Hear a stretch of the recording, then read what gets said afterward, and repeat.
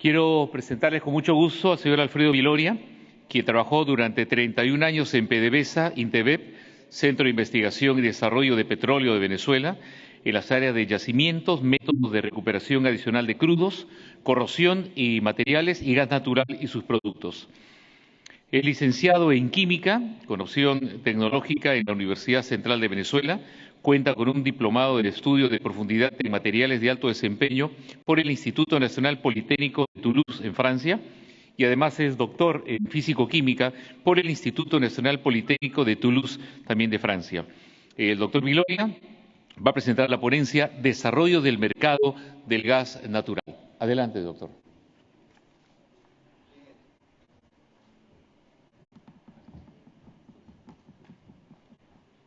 ¿Cómo lo muevo? Sí,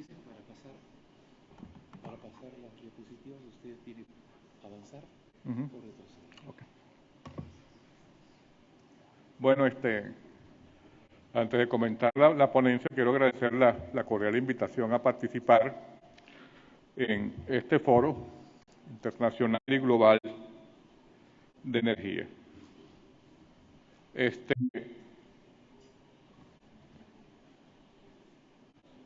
La ponencia está dirigida básicamente a establecer las reservas, bases de recursos, expectativas que harán posible una integración energética a nivel del continente latinoamericano.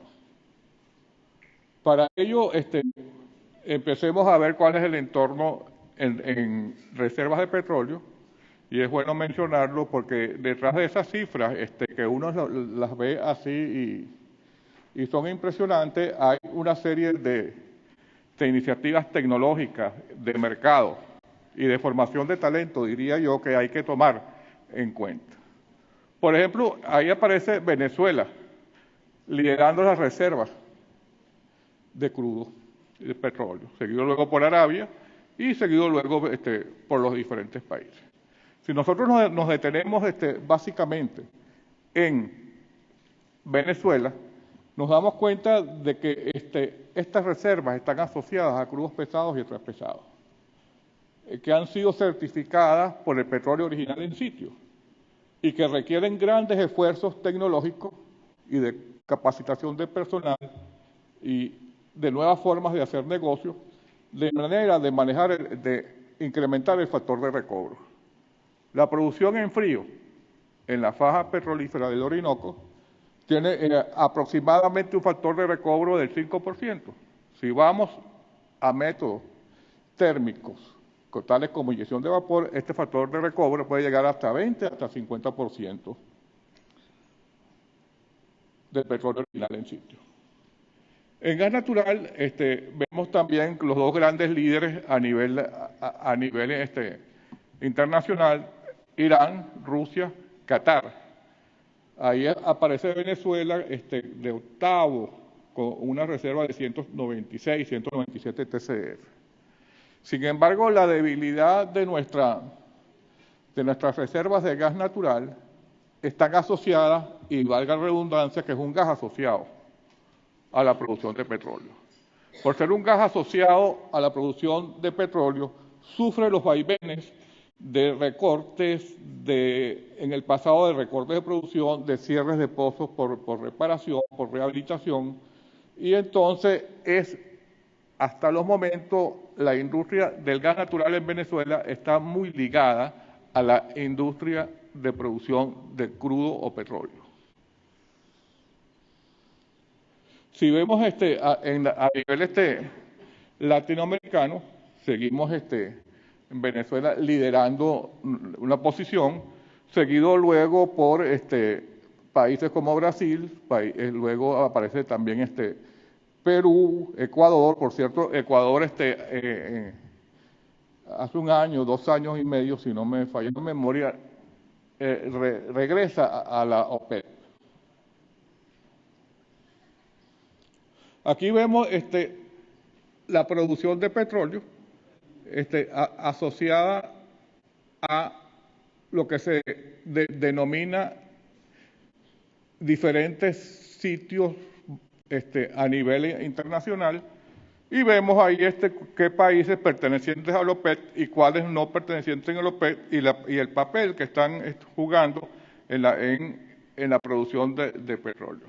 Aquí es bueno señalar, y esta información está actualizada con la información pública disponible en 2015, que producir un barril de petróleo, la producción de petróleo asociada a Venezuela equivale alrededor de 1.000 pozos. En cambio, Arabia Saudita, su producción lo consigue con 100 a 200 pozos. ¿Debido a qué? A la naturaleza de los yacimientos, a la litología de los yacimientos, a los métodos de recobro, a la declinación que han sufrido los yacimientos e inclusive a la energía primaria que evidentemente tienen estos yacimientos en Arabia Saudita, y en el reporte de la OPEP del 2015 sale bien especificado el número, la producción asociada por número de pozos petroleros. La producción del gas natural, tenemos entonces en Latinoamérica cómo está cubierta, y vemos que ahí hacemos referencia también a Estados Unidos y Canadá. Estados Unidos evidentemente lidera la producción de gas natural, sin embargo el consumo de esta nación lo lleva a ser hasta los momentos, ya veremos más adelante, deficitario bajo el punto de vista de cubrir su demanda.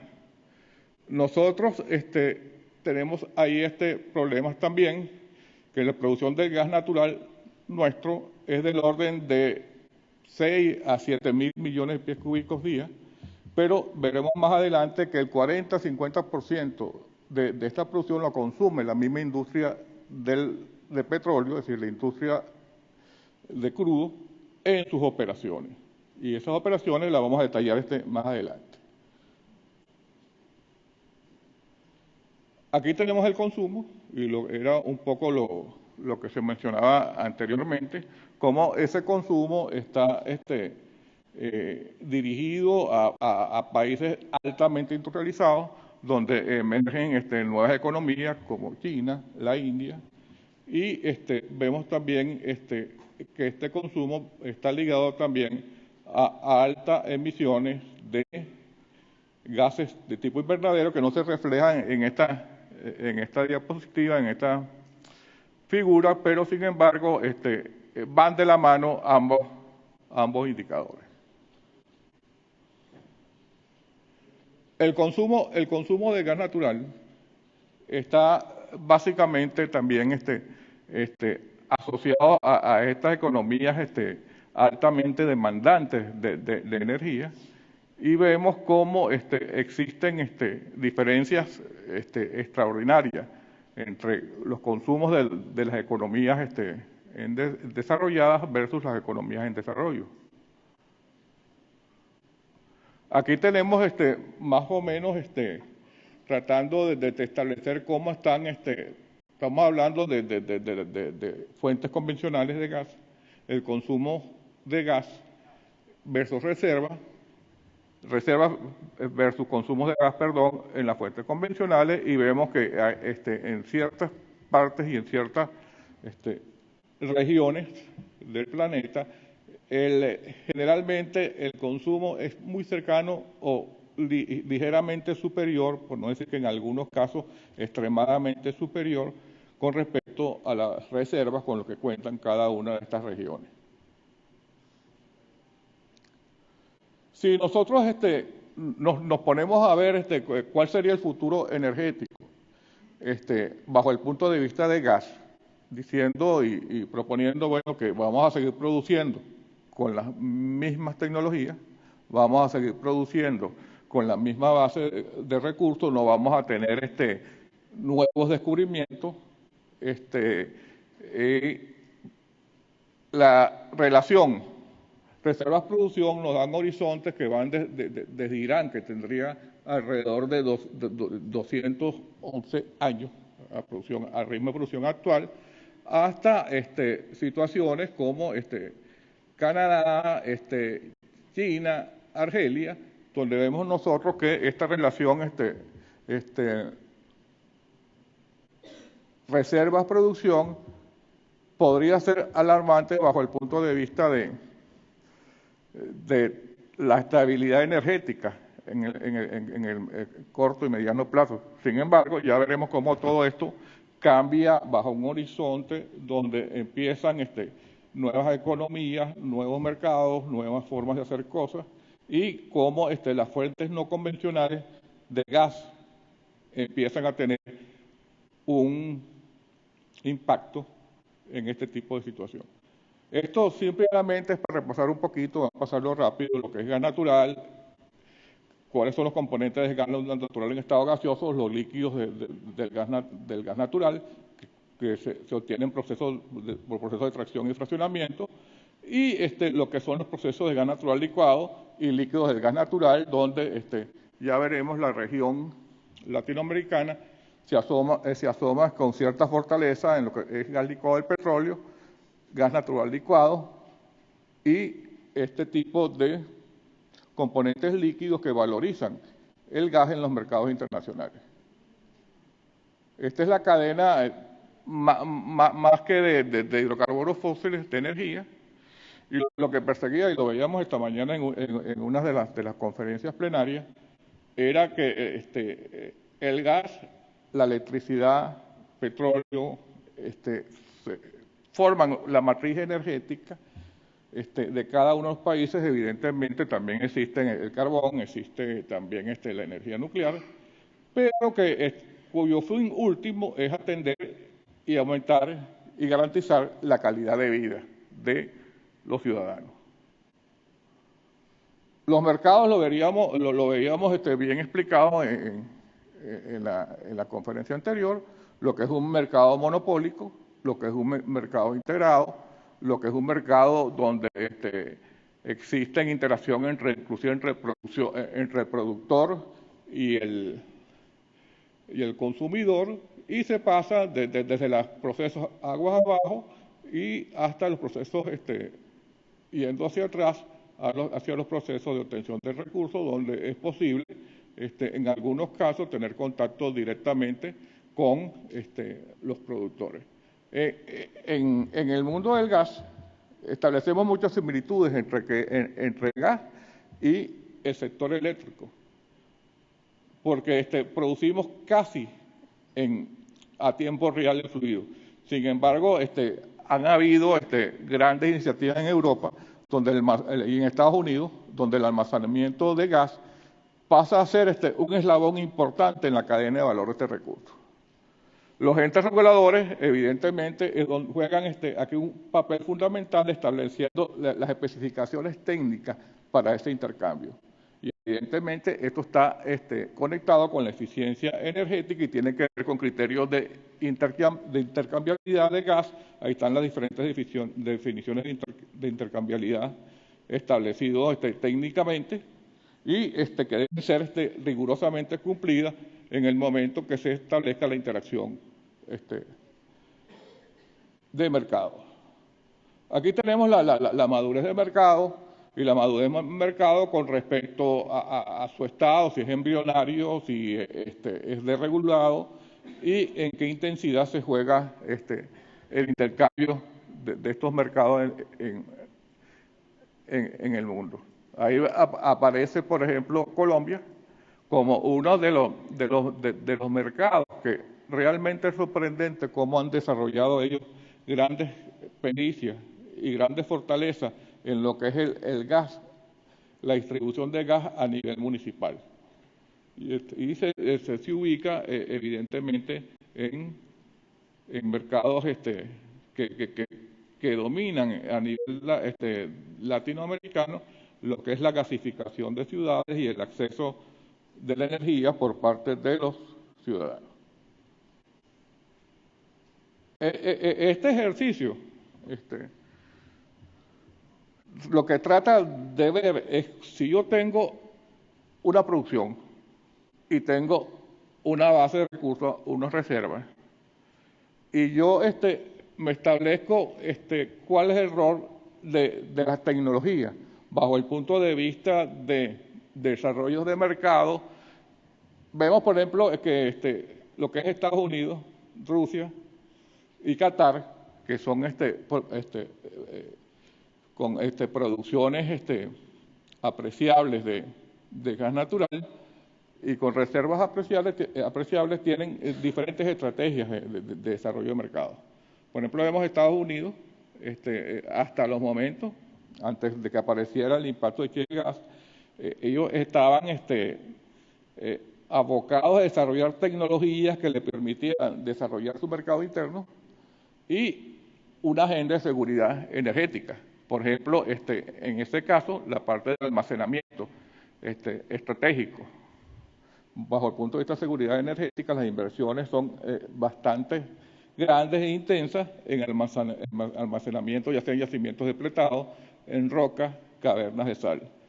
En cambio, vemos que en Rusia, la tecnología que él desarrolla, debido a las grandes reservas que tiene, nosotros lo llamamos como la industria del gasoducto, la industria del tubo, donde él ve, y veíamos en las dos ponencias anteriores, al mercado europeo, como un mercado donde él está suministrando su recurso energético y gasífero, y hemos visto las grandes desavenencias desde el punto de vista comercial con países como Ucrania. Del lado izquierdo tenemos países como Venezuela, que el lineamiento es satisfacción del mercado interno por gas y liberar líquidos a exportación. Esto lo que conlleva es lo siguiente: en un escenario de precios altos, el diésel, el gasóleo, eran y siguen siendo cotizados internacionalmente a precios mucho mayores que el gas natural, que nuestra referencia es Henry Hub en Estados Unidos, en la costa este de Estados Unidos, donde ahí los precios por millón de BTU han oscilado entre 3 a 5, ha habido algunos picos de $7 por millones de BTU, y si nosotros logramos liberar estos diésel y estos hidrocarburos líquidos a exportación, entonces el gas queda como agente dinamizador de la economía interna del país. Perú se ubica cercano a esa zona, con la siguiente salvedad de que es un país exportador de gas. Y es quizás uno de los pocos países exportadores de gas, bajo el forma de gas natural licuado, a la costa oeste de Estados Unidos, y en la región tenemos también a Trinidad, que ella abastece por gas natural licuado al Henry Hub y a la costa este de Estados Unidos. Entonces, esto lo que intenta plantear es las estrategias de valorización de recursos gasíferos de acuerdo al desarrollo de la tecnología y de acuerdo también con los intereses de cada uno de los países y sus agendas energéticas. Aquí, bueno, esto vamos a pasarlo rápido. Esto es la definición del gas natural licuado. ¿En qué consiste el gas natural licuado? Es un método de transporte marítimo de gas a larga distancia. Es muy cotizado en la cuenca del Pacífico. Existen diferentes tecnologías que se han venido desarrollando, comercialmente probadas de una manera integrada, y que conlleva a tener buenas... a reducir el riesgo tecnológico en la licuefacción del gas. Sin embargo, son proyectos muy intensivos en capital, en CAPEX, en inversiones, lo que amerita contratos de tipo de largo plazo de 20 años, la mayoría de ellos. Aunque últimamente se ha venido desarrollando también el mercado de spot en gas natural licuado. Aquí están los países, es el informe del International Gas Union en 2015, y estos son los países que tienen fortaleza en gas natural licuado, y ahí aparece Trinidad, aparece Perú, aparece evidentemente Qatar, y los países tales como Australia, que están valorizando el gas natural en la cuenca del Pacífico. Una de las razones, y lo leía antes de ir para acá, en un ensayo muy bueno del gas amazónico, desarrollado acá por especialistas peruanos, donde se establecía que una de las desesperaciones, yo no diría que sería el término, sino uno de los objetivos que estresa a nuestro continente es el acceso al Pacífico. Perú tiene la ventaja de que tiene el Pacífico, entrega gas a la costa oeste de Estados Unidos, sin embargo tiene también los mercados asiáticos y tiene también el atractivo de llevar su gas natural licuado a Japón, por ejemplo, donde el netback, el precio de valorización del gas, llega hasta 17 a 19 dólares por millones de BTU. Fíjense ustedes la diferencia entre 3, 5 dólares por millones de BTU a 17, 19 dólares por millones de BTU. Y el netback no es otra cosa.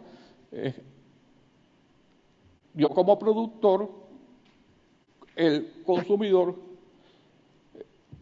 ¿cuánto está dispuesto a pagar por este recurso? Nosotros hicimos un estudio de netback interno, de mercado interno en Venezuela, y evidentemente los proyectos de inyección de gas a alta presión para producir crudos de 32 grados a 40 grados API, donde inyectamos 800, 1.200 millones de pies cúbicos normales día, valorizan el gas natural en 2.4 veces, 2.4 dólares por millones de BTU, pero también tienes la colocación de crudo en los mercados internacionales en precios que eran realmente atractivos.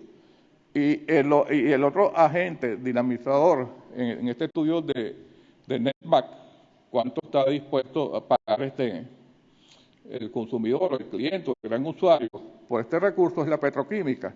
La petroquímica nos arrojaba a nosotros, que multiplicaba por 30 veces el valor de realización del gas natural a precios de mercado interno y a precios también de la costa este de Estados Unidos. Esos estudios son interesantes hacerlos porque la dinámica del mercado, la forma como cambian las cosas, nos obligan a nosotros siempre a revisar nuestros esquemas de negocio ligados íntimamente a tecnología, base de recursos y gente.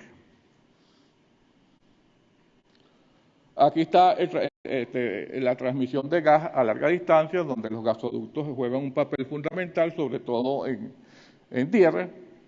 Una de las cosas que tuvimos que definir nosotros muy bien con el ente regulador de gas, la diferencia entre transporte y transmisión. Porque cuando uno ve los grandes usuarios, bajo el punto de vista de valorización del gas natural, que en el caso de nosotros son las industrias básicas, la petroquímica, sector eléctrico, nosotros le transmitimos el gas a ellos por gasoductos. Quien se mueve es el fluido y la estructura que la contiene es fija. Pero cuando nosotros vemos que hay tecnologías como gas natural comprimido, gas natural licuado, GLP, donde el fluido no se mueve, sino que se mueve el contenedor, eso dan connotaciones diferentes bajo el punto de vista de la estructura del negocio de hidrocarburos en Venezuela, donde es monopólica, donde el Estado es el que domina todas las fases del proceso, y entonces no es posible y es una exageración pedir las mismas especificaciones del gas natural a los diferentes usuarios finales. Por ejemplo, Petroquímica, ¿qué nos decía? Para ponerme el gas en mis unidades, no me elimines el CO2. ¿Qué me decía? Transmisión y distribución por gasoducto, transmisión y distribución en gasoducto, y llévame el CO2 a estándares internacionales, 2,5%. ¿Por qué Petroquímica no quería extraer el CO2 del gas natural? Porque es un insumo para la fabricación de urea. Y el CO2 de esa forma a ellos le beneficiaba. ¿Qué nos decían ellos a nosotros?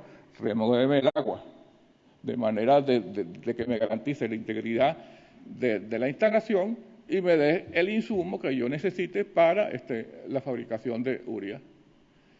Igual nos decía la gente de exploración y producción, si yo inyecto gas a alta presión, a 8.000, 9.000 libras, y volúmenes de 1.200.000, 1.400.000 de pies cúbicos normales día, no me retires el CO2, retírame el agua. ¿Por qué no me retires el CO2? Porque eso me permite a mí tener un desplazamiento misible en el yacimiento cuando inyecto el gas y mi factor de recobro va a ser mucho mayor. Entonces, no hay un criterio único bajo el punto de vista de calidad y especificación de gas. En los mercados habrá exigencias que conllevan a la valorización de ellos y esquemas de tratamiento químicos y poner especificaciones de gas requeridos bajo el punto de vista al usuario final. Aquí está información económica de cuánto la diferencia entre costos cuando usamos materiales especiales y cuando utilizamos diámetros para la transmisión de gas por vía gasoducto. Uno de los ejemplos que a nosotros nos llamó bastante la atención fue cuando tuvimos que visitar a Statoil y revisábamos su transferencia de gas costa afuera a los centros de consumo. Ellos definitivamente dicen que la seguridad no tiene costo, ni se puede ver con criterios de rentabilidad. Ellos, su tendido fue con aceros especiales, 13% cromo, de manera de jamás tener que hacer reparaciones, jamás tener que hacer sustituciones y garantizar la integridad estructural de esas líneas de transferencias de gas a los diferentes mercados en una estructura que ellos nunca iban a visitar y no iban a visitar bajo el punto de vista de mantenimiento. Entonces, depende también los esquemas de seguridad, para ellos la política de emisión cero y seguridad de las instalaciones es vital. Acá están los grandes proyectos de integración, algunos de ellos fallidos. Por ejemplo, el caso nuestro, nosotros pensábamos, comenzando en 2005, el gran no el gran gasoducto sur, sino el gasoducto del sur, el gran gasoducto del sur, que permitía que las reservas a ser descubiertas costa afuera, las expectativas de reserva que teníamos costa afuera, permitieran un trazado de un gasoducto que pasando del oriente de Venezuela fuera hasta frontera Brasil y luego bajar hacia Argentina.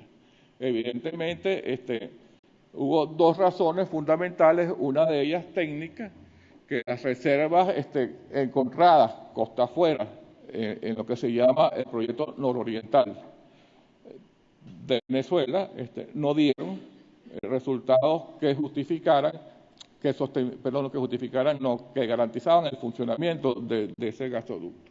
Y teníamos competidores naturales en la región, así hay que decirlo. El gas boliviano es un gas de exportación vía transmisión y distribución hacia Brasil, y hacia ciertas partes del sur del continente, y evidentemente se estaba creando yo diría desequilibrio, sino diferentes formas de atacar la integración energética, ya que aquí uno de los lineamientos que se le dio a este gasoducto es que por donde pasara tenía que hacer entregas de distribución a toda esta zona del Amazonas para luego entonces llegar a Argentina, etcétera, etcétera. Habían también problemas de ruta, problemas de precio. Se pensaba un precio único y evidentemente los costos de transmisión, mantenimiento, supervisión remota, lo que hablaban esta mañana los panelistas, integrar todo este sistema de transmisión con toda la parte informática, con la parte de telemetría, son herramientas fundamentales, inspección satelital para el desarrollo de estos procesos. Entonces aparece el gas natural comprimido, aparece como una opción tecnológica para el transporte de gas a corta distancia, para el Caribe, para las zonas que tengan acceso marítimo. Por ejemplo, aquí se estaba pensando en Aruba, en Curazao, en las Antillas Menores, de manera de suministrar gas bajo el punto de vista de gas natural comprimido, que no es otra cosa que gas metano a 3.000 libras de presión. Sin embargo, la madurez de los mercados, sobre todo del Caribe, impidían llevar este tipo de recursos a la matriz energética de estos países por la carencia de infraestructura de transmisión y distribución en ellos. Entonces surgió la alternativa de hacer aproximaciones y estudios de factibilidad económica de transferencia de gas bajo el forma de líquidos de gas natural y liberar diésel y liberar gasóleo a estos países donde la madurez del mercado y la infraestructura instalada no le permitía a ellos tener este tipo de intercambio. Eso creó, inclusive es profundamente discutido en el país, problemas de rentabilidad, de retorno, de valor presente neto, de TIR, de tasa interna de retorno en los proyectos, debido a que es bueno, hay posiciones que dicen que es bueno, hay que diversificar el mercado, pero que paguen.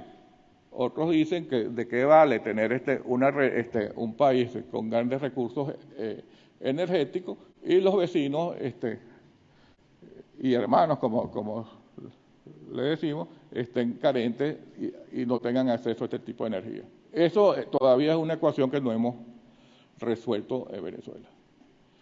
Después sigue una serie de connotaciones tecnológicas, pero en conclusión del trabajo es que la integración de nuestra región pasa definitivamente por gente, tecnología, conocimiento y bases de recursos. Gracias.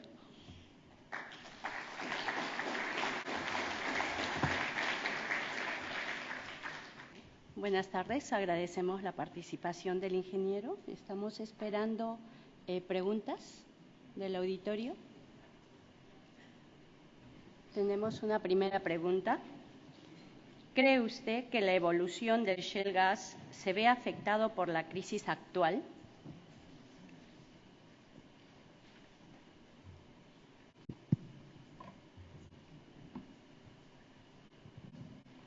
Dentro de la agenda de discusión que mantiene ahorita, se mantienen los PEP, es la estrategia de los grandes países productores de petróleo de sacar el barril caro del mercado. Bajo existen pronósticos no oficiales que producir un barril de petróleo proveniente del gas de marto-elutita tiene un precio de $60. Un barril de la faja petrolífera Orinoco, en el caso de Venezuela, tiene un costo de producción, me estoy hablando de costo de producción, de $18 a $20. El barril que produce Arabia Saudita tiene un costo entre $8 a $10 por barril. Entonces, parece ser, y esto no hay cifras oficiales y nadie lo va a decir de una manera abierta, que esta crisis de precios tiene dos aristas fundamentales. Una de ellas que nos indica, bueno, que hay unas fuentes no convencionales que están entrando al mercado y que hacen entonces que cambiar la matriz energética de países como Argentina, como Estados Unidos específicamente, y la otra es entonces toda esta presión del precio para sacar el barril más caro del mercado. Una segunda pregunta. ¿Las reservas en la región son promisorias? Mira, las reservas son muy promisorias bajo el punto de vista de que cada día se incorporan mayores expectativas de reserva y con los adelantos que han tenido la visualización del subsuelo, todas las tecnologías que nos permiten hacer, no descubrirlo, porque esos recursos estaban ahí, en yacimientos profundos, ultraprofundos, sino tener acceso a visualizar el yacimiento mediante appraisal, adquisición de datos de producción, caracterización del subsuelo, han hecho posible, por ejemplo, la determinación de grandes reservas en mantos de lutita. Brasil ahorita tiene grandes reservas también en lo que se llama en los yacimientos de presal, y nosotros en Venezuela, además de la faja, contamos con yacimientos profundos de 10.000, 12.000 pies, donde el avance tecnológico nos ha permitido a nosotros incorporar estas reservas. Muchas gracias. ¿Se tiene un cálculo de pérdidas en la cadena de gas? Mire, esta es una diapositiva que estaba ahí, inclusive cuando tengan acceso a la presentación completa, es decir, la adapté por presiones de tiempo. Y son cifras del Banco Mundial, de orden de 11 a 15 TCF se ventean de gas natural. El caso nuestro es una cifra estimada, están del orden de 550 millones de pies cúbicos normales día. Uno de los retos, y tenemos gas a baja presión y gas a alta presión que es venteado en el oriente y occidente del país, y uno de los retos es la captura de este gas, no solamente por el efecto invernadero, sino por el crimen energético que se hace, porque el esquema convencional que se tiene para recolectar este gas es llevarlo y comprimirlo a 1.200 libras y meterlo en el sistema de transmisión y distribución nacional. Sin embargo, si se comprime este gas a 250 libras, se puede electrificar zonas aledañas, se puede apoyar industrias básicas como alfarería, artesanales, donde este producto que está siendo venteado y está siendo desperdiciado se valorice bajo esquemas de negocios diferentes a lo que estamos acostumbrados de transmisión y distribución.